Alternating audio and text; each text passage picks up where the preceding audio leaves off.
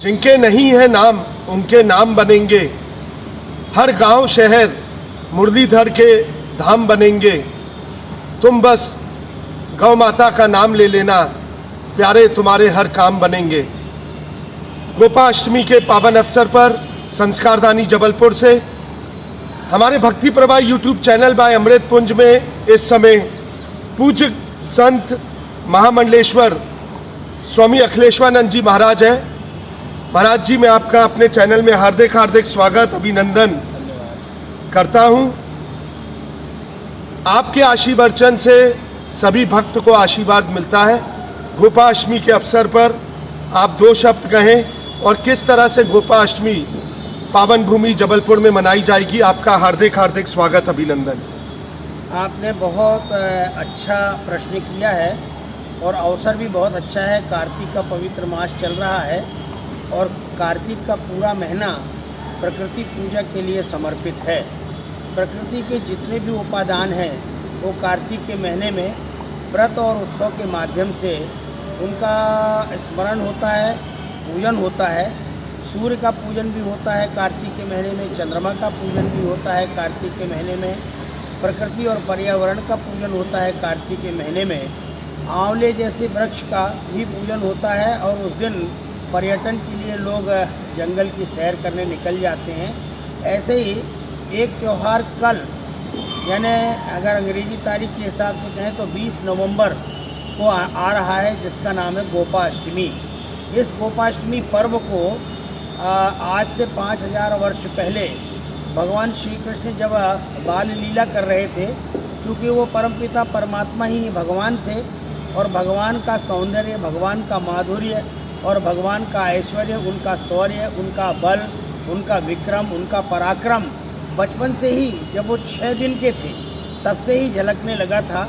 और उनकी बाल लीलाएँ जो हैं वो सबको, शिशु लीलाएँ, बाल लीलाएँ, किशोर लीलाएँ, वो सबको आकर्षित करती थी और आश्चर्य में डाल देती थी। कभी कभी उनका ईश्वरत्व ऐश्वर्य के माध्यम से प्रकट होता था और लोग बड़े आश्चर्य में पड़ जाते थे, परंतु परमात्मा के साथ साथ उनकी माया जो सारे संसार को व्यामोहित करती है और एक पर्दा डाल देती, जिसलिए हम भगवान के रहस्य को नहीं समझ पाते। ऐसे भगवान कृष्ण ने जब नन्हे से थे तो उनके मन में गाय के प्रति प्रेम इसलिए भी जगा कि जब उनका नामकरण संस्कार हो रहा था तो वो भी गौशाला के अंदर हो रहा था। और गौशाला में जिनका नामकरण संस्कार हो रहा हो तो स्वाभाविक रूप से गौ भक्ति उनके मन में विद्यमान थी। और भगवान कृष्ण गायों से बहुत प्रेम करते थे, बचपन से ही प्रेम करते थे। और इसलिए बाल कृष्ण को गोपाल कह करके, कन्हैया कह करके, कनुआ कह करके अनेक प्रकार के ऐसे प्यार के नाम, लाड़ के नाम उनको पुकारा जाता था। लेकिन गोपालन करना, गो सेवा करना, गो संरक्षण करना, गायों के साथ खेलना, गायों से प्रेम करना, ये उनकी स्वाभाविक अभिरुचि थी। और इसलिए वो हमेशा जिद करते थे कि मैं गाय चराने जाऊंगा। ये गाय चराने जाते हैं, पर वो इतने नन्हे से थे कि घर के लोग उनको मना कर देते थे।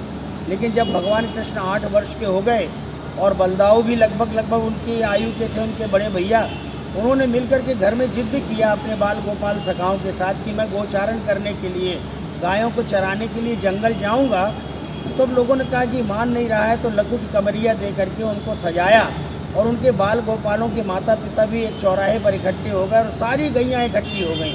नन्हे नन्हे बछड़े बछियाँ इकट्ठे हो गए, गाय इकट्ठी हो गई, वृषभ इकट्ठे हो गए और उनको उन्होंने कलेवा आदि दिया कि इनको भूख लगेगी जंगल में तो खाएंगे। लघुट कमरिया लेकर के और भगवान कृष्ण जो है गोचारण करने के लिए अपनी गौओं के साथ जंगल गए। वह दिन संयोग से कार्तिक मास का शुक्ल पक्ष का अष्टमी का दिन था और वो भारत की ऐतिहासिक तिथि बन गई और पूरे विश्व के लिए ऐतिहासिक तिथि बन गई, क्योंकि गाय का महत्व वेदों में है, गाय का महत्व शास्त्रों में है, गाय का महत्व पुराणों में है। और गावो विश्वस्य मातरः कह करके सारी दुनिया को एक अमर संदेश मिला है, जो वैदिक संदेश है, वेद का सूत्र है कि गाय तो विश्व की माता है, वो विश्व के प्राणी मात्र के प्रति उपकारक है। और इस प्रकार से गौ माता को लेकर जब वो जंगल गए और जंगल में दिन भर गाय चराई, गाय चराने के बाद खेल कूद भी वहाँ हुआ। उन्होंने जो साथ में पाते ले गए थे, भूख लगेगी तो खाएंगे, तो उन्होंने खाया पिया माखन मिश्री। और शाम को लौट करके जब घर आए तो माताएं पिता और उनके जो गोपालों के जो अभिभावक थे वो उनकी रास्ता देख रहे थे, उन्होंने गोधूली बेला में उनका सबका स्वागत किया और कहा बहुत श्रम करके आए हो।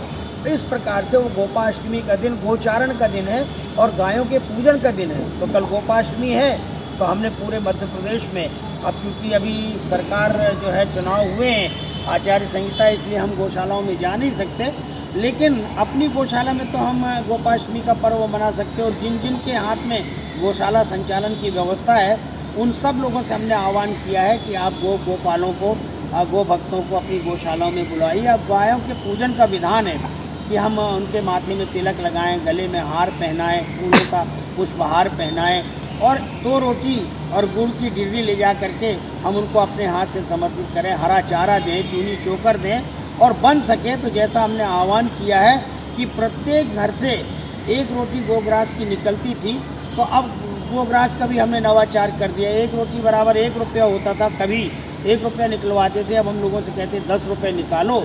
और 10 रुपये यदि निकालने का हम एक अभ्यास कर लेंगे रोटी के बदले, तो 3650 रुपये की राशि साल भर में होती है, वो हम किसी गौशाला में जाकर के समर्पित कर देंगे, पर्ची आदि कटा लेंगे।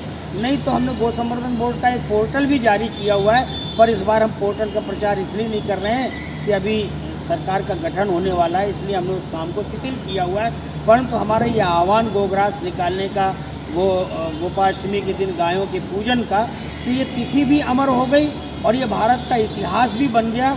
और गोपालन की प्रवृत्ति की अभिरुचि लोगों में, क्योंकि गोवंश जितना सतयुग में प्रासंगिक था, जितना त्रेता युग में प्रासंगिक था, जितना द्वापर युग में प्रासंगिक था, उतना ही गोवंश कलयुग में भी प्रासंगिक है।